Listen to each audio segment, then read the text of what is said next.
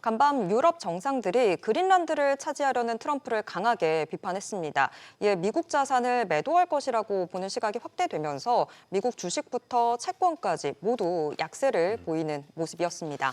네, 그렇습니다. 달러 인덱스도 전거래일보다 하락한 가운데 우리가 주목해야 할 것은 달러 원 환율일 것도 같습니다. 미국 재무장관이 베센트에 이어서 이재명 대통령의 구두 개입까지 이어진 가운데 주목해야 될 내용들 한번 짚어보도록 하겠습니다. 민경원 우리은행 외환시장 운용부 선임연구원과 함께하도록 하겠습니다. 연구원님 어서 오세요.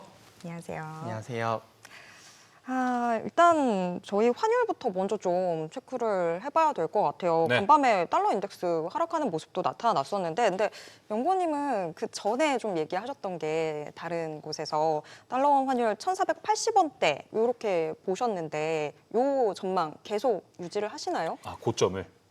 네, 단기 네. 고점은 여전히 1,480원대라고 저희는 생각을 하고 있고 아무래도 레벨이 많이 올라오다 보니까 이제 시장의 관심사는 1,500원까지 바라보고 있는 건 맞지만 지금의 레벨은 작년 이제 4월하고 비슷한 상황이라고 보시면 될 것 같습니다. 과거에는 환율이 특정 방향으로 변동성이 커지게 되면은 네. 당국에서 미세 조정이나 이런 시정 안정화 조치를 취해줬었는데 이번에도 마찬가지로 그런 조치들이 이미 가동되고 있고 계속 유지가 될 거다라고 네. 생각해 볼 수 있을 것 같고요. 그리고 작년 4월과 비슷하다고 말씀드리는 이유는 국민연금의 전략적 환해지라는 새로운 정책 수단까지 같이 시장에서 대기하고 있기 때문에 저희는 추가적인 상승은 굉장히 제한적일 것 같다라는 전망을 계속 고수하고 있는 상황이라고 봐주시면 될 것 같습니다. 네, 알겠습니다. 오늘 하루만 봐도 근데 환율의 추이가 좀 이제 급한 움직임이 좀 나왔었잖아요. 시간도 묘하게 또 이제 대통령과 기자회견이 있었을 때 환율이 갑자기 뚝 떨어지더라고요. 10시 반 이후였나요, 아마. 그때부터 환율이 딱 1,470원대로 이제 들어가서 초반대까지 좀 내려왔는데 이게 지금 영향이 좀 있다고 보시는 거예요? 어떠세요? 영향이 없다고 볼 수는 당연히 없을 것 네. 같고요. 장 초반에 최근의 외환시장 패턴을 보시게 되면 아무래도 해외 주식 투자를 많이 하다 보니까 밤사이에 발생했던 해외 주식 매수, 즉 그만큼의 그렇죠. 달러가 필요하잖아요. 네. 그 달러를 증권사들을 중심으로 좀 매수하면서 오전장에서는 환율이 올라가는 게 좀 일반적인 맞아요. 하나의 고착화된 패턴이었었습니다. 그래서 이제 아무래도 역외 쪽 저희가 투기적인 수요라고 부르는 물량들이 오전장에서 오늘 환율을 좀 사다가 이재명 대통령 발언 이후에 그 이제 급하게 포지션을 다시 정리하는 이런 그림이 나오다 보니까 말씀 주셨던 교묘하게 것처럼 떨어졌네요. 타이밍이. 네, 환율이 그 타이밍에 이제 떨어진 이유가 그 투기적인 수요들의 손절성 롱스탑 때문이다라고 분석해 보는 게 맞을 것 같아요. 근데 환율 안정 자체를 위해서 좀 실질적으로는 대체 어떤 대책이 필요한 건지 이게 좀 궁금한 게 25년 연말에도 좀 안정되는 모습들 나오고 정책에 좀 반응하나 보다 싶었는데 금세 또 이게 일시적인 모습들도 많이 보였었잖아요. 그래서 실질적으로는 대체 뭐가 필요한지 저는 그것도 좀 궁금해요. 사실 이제 며칠 전에 한국은행에서도 이야기를 했던 것처럼 정말 풍요 속의 빈곤이라는 표현을 네. 썼었거든요. 지금 우리나라 은행 시스템 안에 달러 유동성 자체는 굉장히 풍부한 게 맞습니다. 근데 얘네가 현물 시장으로 유입이 안 되는, 즉 달러의 돈맥경화 현상이 문제가 되는 거거든요. 그렇다면 이 유동성들이 다시 외환 시장으로 복귀할 수 있는 그런 정책적인 지원이 필요하지 않을까라고 보고 있고 정말 단적으로 보자면 환율이 고점을 확인하고 어느 정도 안정화가 돼주면 그때 이제 시장에 달러를 보유하고 있는 경제 주체들이 다시 그 달러를 원화로 환전하기 시작을 할 겁니다. 대표적으로 수출업체들의 내고 물량이라고 부르는 달러의 원화 환전 수요가 있겠죠. 네. 그 부분들이 지금은 외화 예금의 형태로 은행에 굉장히 많이 예치되어 있거든요. 그래서 이제 실제 시장에는 무역 수지가 아무리 좋게 나오더라도 네. 환율이 안 빠지는 원인이 거기에 있는데 그 물량들을 다시 돈맥경화 현상을 뚫어줘서 외환 시장으로 복귀할 수 있게 만들어줘야 된다라고 보시면 될 것 같습니다. 며칠 전에 미국 베센트 재무장관이 원화 약세에 대해서도 좀 얘기를 했었잖아요. 우리 입장에서는 조금 도와주는 발언이었다고 생각은 됐었는데, 근데 다른 쪽에서 이야기하신 거 보니까 구두 개입만으로는 이게 좀 역부족이다라고 이야기하시던데 그때 그 발언 어떻게 좀 평가하셨어요? 일단 기본적인 미국의 외환 정책에 대한 결 자체는 그대로 가져갔다라고 보고 있고요. 작년 이제 에이펙 전에 미국이 이제 일본에 방문했을 때 베센트 재무장관이 일본 중앙은행이 금리를 올려서 엔화를 강세로 만들어야 된다라고 맞아요. 다른 국가의 통화 정책에 개입하는 수준까지 발언을 했었거든요. 근데 역시나 그때도 엔화가 크게 강세로 가진 않았습니다. 그렇다면 이 립 서비스 수준의 발언보다는 뭔가 주요국들이 공조를 해서 지금 얘기가 많이 나왔던 게 한미일의 외환시장 공조 이야기도 시장에서 좀 돌았었거든요. 네. 그런 식으로 대응이 나올 거다라는 오히려 하나의 뉘앙스가 더 중요하다라고 보고 있습니다. 단순히 원화가 너무 약해, 엔화도 약하네 정도의 립 서비스로는 지금의 시장의 롱 심리를 완전히 꺾어내리기는 역부족이다라고 저희는 평가하고 있습니다. 알겠습니다. 전반적인 환율 흐름 보면은 어떻게 보니까 1,480원에 지금 연속 두 번으로 튕겨서 내려오고 있는 추세인 건데 이게 일단 지금 두 번째인 거잖아요. 걱정이 되는 거는 이 환 포지션이 좀 잡혀가지고 나중에 뭐 좀 청산을 당하거나 나라 측면에서 어떻게 지금 1,480원을 막고 있는 건데 이게 포지션이 노출되는 거에 대한 우려 포인트는 없으세요? 일단 지금은 그 포지션 노출에 대한 우려 포인트보다 네. 1,500원에 대한 기대 심리를 눌러주는 게 우선순위라고 보고 있고요. 오. 아무래도 저희가 뭐 다른 방송에 그렇게도 물어보셨어요. 예, 그렇게 그러니까요. 다들 가고 싶어하면 올라가게 냅둔 다음에 그 다음에 장대 음봉을 띄어서 그러니까 뭐 개입을 조금 최소화하는 건 어떠냐 이런 네, 거죠. 그런 이야기도 있었는데 지금의 외환시장은 코로나 이전과 이후가 예. 극명하게 다른데 아. 특히나 변동성 측면에서 다릅니다. 음. 이제 하룻밤 자고 일어나면 10원, 20원 움직이는 게 예산일이 아닌 외환시장이 됐다 보니까 맞아요. 요 중요한 저항선이라고 할 수 있는 빅피겨를 열어두기보다는 실제 그 이전 레벨에서 추가적인 상승에 대한 용인이 없을 거다라는 당국의 정책 대응을 좀 강하게 보여주는 것도 오. 필요한 부분이다라고 보시면 될 것 같습니다. 네, 뭐 1,400원도 뉴 노멀이라는데 우리가 지금 환율 시장을 봤을 때는 예전과는 좀 기준이 많이 달라지는 거를 좀 받아들이는 것도 필요할 것 같습니다. 근데 이제 이창용 총재의 얘기도 좀 궁금한데 이게 M2 증가가 환율의 환율의 원인이다라고 이야기를 했어요. 왜냐하면은 발언이 자꾸 바뀌는 것 같아요. 저는 이거 아니라고 예전에 저는 얘기를 들었었는데. 일단 한국은행의 공식 입장은 아니다라는 네. 쪽이고요. 그리고 요 M2에 오해를 좀 하고 있는 게 구기준 기준의 M2는 우리나라가 기존에 수익증권이 포함되어 있어요. 근데 2024년에 미국 주식시장 ETF가 우리나라에 상장된 게 아. 시가평가가 엄청 크게 올라갔을 거고 네. 작년 같은 경우에는 우리나라 주식시장이 굉장히 좋았었잖아요. 그럼 요 주식시장 수익증권의 시가평가만으로도 M2가 늘어나 버리는 겁니다. 아. 그래서 증가율이 상대적으로 높게 나오는 측면이 있었는데 네. 미국은 이 수익증권을 배제하고 M2를 계산하거든요. 그래서 미국하고의 우리나라의 M2 증가율을 비교를 할 거면 동일선상에서 비교하자라는 취지에서 한국은행이 최근에 새로운 기준의 M2를 발표를 했고요. 그렇기 때문에 이 새로운 기준의 M2를 기준으로 저희가 다시 계산을 해본다면 우리나라가 증가율 기준으로 미국보다 유동성을 더 많이 풀고 있다는 얘기는 아니다라고 보시면 될 것 같습니다. 저는 갑자기 이 발언이 나와서 혹시 추가적인 금리 인상의 명분을 미리 좀 만들어가려는 건가라고 생각했는데 그런 것까지는 아니었다라고 보면 될까요?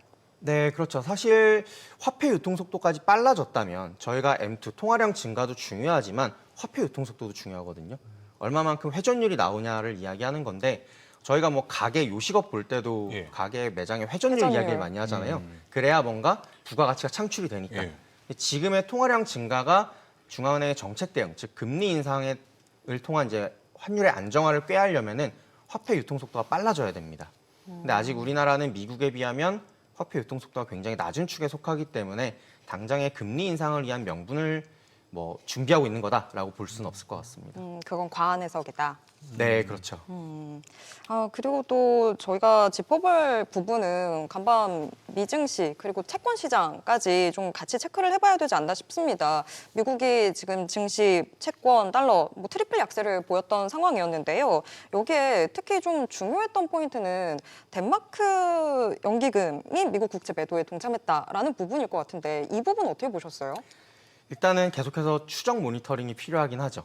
왜냐하면 특정 연기금이 미국 달러 자산을 매각했다라는 공식적인 발표가 나온 거니까요. 하지만 너무 극단적으로 반응할 필요는 없는 게 미국채를 매도했다라고 발표한 덴마크의 연기금이 우리나라의 국민연금 같은 사이즈는 아닙니다. 덴마크 내에서 3위의 연기금사거든요. 근데 이 연기금이 어떤 연기금이냐면은 덴마크 내 대학교 교수, 교직원들 그분들의 이제 연기금인 거거든요. 아, 그러니까 그 갑자기 이름이 생각이 안 나네. 공무원. 여의도에 있는 그 사학연금? 예, 네, 사학연금 그거보다도 같은. 사이즈가 예. 조금 더 아. 작을 거예요. 정말요? 대학교 교수들이 오. 가입을 하는 거니까. 그래서 걔네가 실제로 들고 있는 미국채가 1억 불 달러밖에 되지 않습니다. 그거 팔았다고 해서 사실 달러 자산에 대한 매각이 밤사이에 대규모로 이뤄졌다라고 보기는 어려울 것 같고요. 다만 시장에서 심리적인 부분을 자극했다라고는 해석이 충분히 가능하죠. 안 그래도 이 그린란드 문제 때문에 유럽계 자산가들이 자산 운용사들이 미국 달러 자산을 매각하지 않을까 이렇게 생각을 다들 걱정을 하고 있었는데 네. 그 걱정을 정확하게 때려주는 뉴스가 나온 거니까요. 그래서 경계는 필요하고 추적 관찰을 계속 해야겠지만 저희가 좀 예민하게 반응할 필요는 없는 뉴스였었다 정도로 정리가 될 것 같습니다. 근데 지금 시장에서 근데 미국 장기물 금리가 계속 올라가는 게 부담이 좀 되고 있는데 이 나라들이 이렇게 자꾸 뭐 판다 이런 얘기가 나오면은 심리 센티는 더 안 좋아지지 않을까요 앞으로?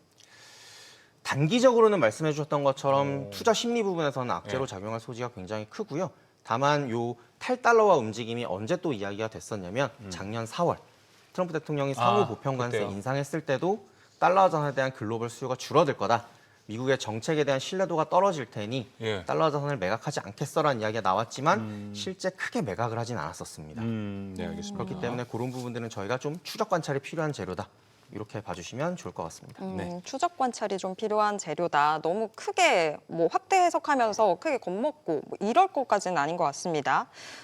그리고 또 한 가지 부분, 일본발 긴장도 좀 체크를 해봐야 될 것 같습니다. 저는 사실 엔캐리 트레이드 총사는 과거만큼 이제는 크게 나타날 일 없다라고 생각했었는데 사실 어제부터는 좀 다른 움직임 나타났던 거 아닌가요?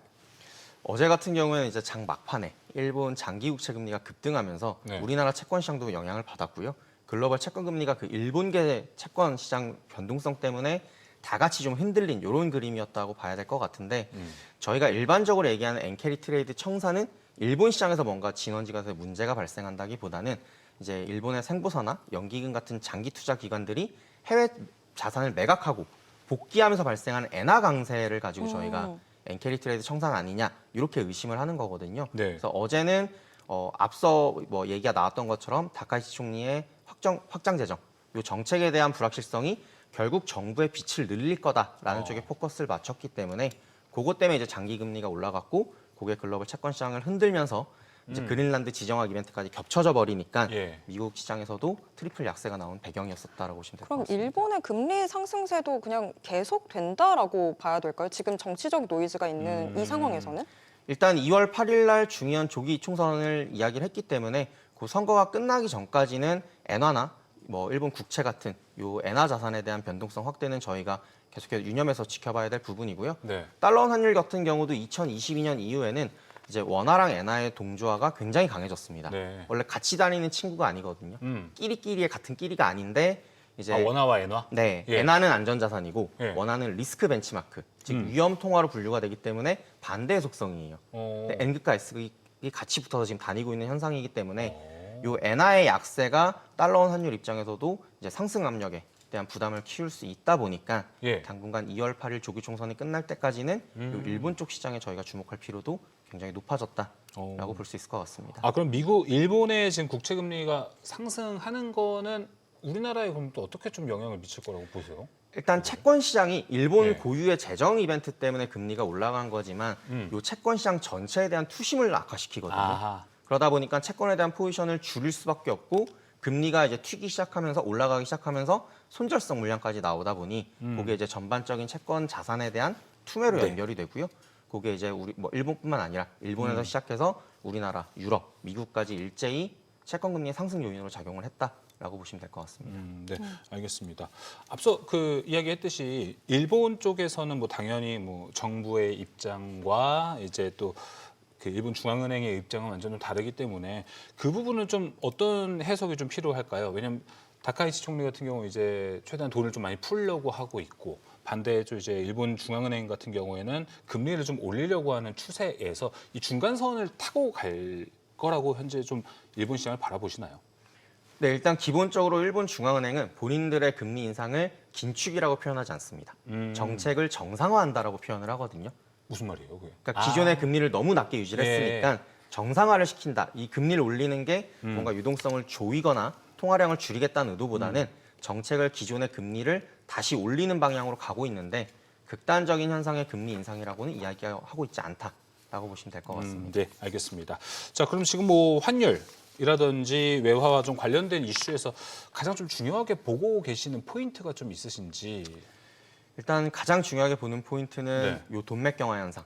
그래서 유동성 시장에서는 달러가 너무 많아서 문제가 되고 있고 네. 현물 시장에서는 달러가 이 돈맥 경화 때문에 공급이 안 돼서 문제가 되고 있기 때문에 지금은 달러 환율 레벨 자체뿐만 아니라 네. 요 FX 스왑이라는 상품이 있거든요. 얘가 원화 담보로 맡기고 달러 대출 받았을 때 대출 금리라고 보시면 됩니다. 요 시장에서 가격이 계속 올라가는지도 보고 있습니다. 만약에 가격이 계속 올라간다면 조달 시장에서 달러 유동성은 많지만 이게 여전히 넘어오지 않고 있다는 얘기가 되기 때문에 그 두 가지를 같이 보시면 좀 더 지금의 유동성이 어떻게 흘러가고 있는지 확인하실 수 있는 기회가 될 것 같습니다. 네, 추가적으로 앞서 이제 대통령과 기자들 기자회견에서 환율 얘기가 좀 나온 거를 연장해서 좀 여쭤보자면은 한두 달 있으면 이제 1,400원 레벨까지 초반 레벨까지는 좀 내려갈 것 같다라고 이야기를 하고 있는데 지금 이렇게 환율을 방어하고 있는 거에서는 어떻게 보십니까? 왜냐하면 많은 좀 심리적인 관측에서 이 환율이라는 걸 지금 정부를 믿는 게 맞는 건지 이런 판단 자체가 좀 어려운 게 있잖아요. 좀 난처한 질문이 좀 되실 수 있을 것 같은데 가이드라인을 일단은 따라가는 게 가장 좋은 방법이 될까요? 일단 먼저 저는 정부 입장을 옹호하려는 생각은 전혀 예. 없고요. 다만 저희의 전망 자체도 올해 기존에 원래부터 하향 전망을 하고 있었고 이 레벨 하향에 대한 근거는 앞서 말씀드렸던 연기금이라는 또 다른 이제 상단을 방어해 줄 수 있는 정책 대응이 남아 있기 때문에 굳이 정부의 가이드라인을 어겨가면서까지 그쵸. 이쪽으로 베팅을 했을 때 예. 이길 수 있을까라는 고민을 해볼 필요는 있다고 생각을 하거든요. 네, 그리고 맞습니다. 지금 달러도 많은 상황이니까 얘가 한 번에 돈맥 경화가 풀려서 외환 시장으로 다시 넘어오게 된다면 그 빠지는 속도가 네. 상당히 빨라질 수 있다는 점도 저희가 유념할 필요가 있다라고 생각합니다. 그럼 지금 이쪽 시장에서 봤을 때는 우리가 막 1,500원을 무서워하기보다는 1,400원, 1,480원이 뚫려서 올라가는 게 더 큰 위험이 생겨난다라고도 좀 해석을 해볼 수 있을까요? 네, 뭐 일단은 지금 당장에 80원대가 뚫리게 되면은 네. 더 위쪽으로 시장에서 볼 거기 때문에 그건 좀 위험해 보이는데 지금 저한테 위랑 아래 중에 어디가 더 리스크를 저희가 중점을 두고 봐야 되느냐라고 여쭤보신다면 전 아래라고 말씀드릴 것 같습니다. 위쪽은 방어선이 그래도 철저하게 깔려 있는데 네. 아래는 생각보다 무방비 상태거든요. 그래서 말씀드린 것처럼 유동성이 한 번에 몰렸을 때 하방 변동성이 커질 리스크가 더 크지 지금 상황에선 상방 변동성에 대한 리스크는 생각보다 크지 않다라고 저희는 보고 있습니다. 하방으로가 더 많은 변동성이 있다라고 보시면 그 아래를 어디까지로 보시는 거예요? 저희는 단기적으로 1,400원까지 충분히 레벨이 빠질 수 있다라고 보고 있고요. 지금의 환율 상승이 과거의 경제 위기 때의 상승하고는 결이 완전히 다르기 때문에 결국에는 유동성만 투입이 돼준다면은 환율이 빠진다라는 생각엔 변함이 없고 저희는 올해 연말 기준으로 1,300원대도 다시 충분히 확인할 수 있다라고 보고 1,300원대요? 있습니다. 네. 네, 연말 1,300원대. 1,300원대. 일단은 환율이 그 정도로 좀 돌아가는 것도 어떻게 보면 주식시장에서는 아주 좀 중요한 포인트가 되죠. 되기 때문에 맞습니다. 일단은 현재 저희보다 얼마나 머리가 좋은 분들이 이 환율에 대해서 얼마나 신경을 많이 쓰고 있겠습니까? 그렇기 때문에 지금은 뭐 환율 가지고 정말 여러 가지 이야기 많지 않습니까? 왔다 갔다 뭐 하고는 있지만 오늘 하루 안에서의 변동성도 컸으니까요. 네, 맞습니다. 지금 환율이 이 나라에서 얼마나 좀 중요한 역할을 하는지가 중요하기 때문에 무엇보다 진짜 원화에 대한 강세가 빨리 좀 나타났으면 좋겠다 하면서 이 이야기도 같이 마무리를 좀 해보도록 하겠습니다. 자, 우리은행 외환 전문 민경원 선임연구원과 함께 했습니다. 오늘 말씀 고맙습니다.